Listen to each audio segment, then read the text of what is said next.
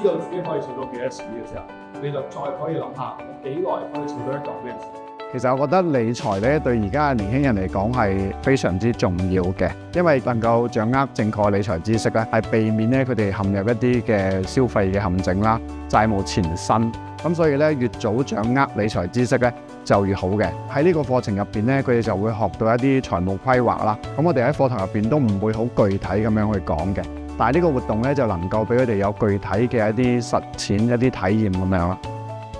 咁經過今次嘅課堂啦，咁亦都令我學識咗一啲財務知識啦，同埋一啲概念啦，咁亦都可以幫助我喺日後揀一啲嘅路上啦，或者出嚟工作，亦都可以有更大嘅得着。喺呢次工作坊咧，就學到咗財務預算。咁我平時咧都唔係善於理財嘅人啦，之後嘅日常生活咧，我就會整啲財務表啦，等我啲支出用得其所。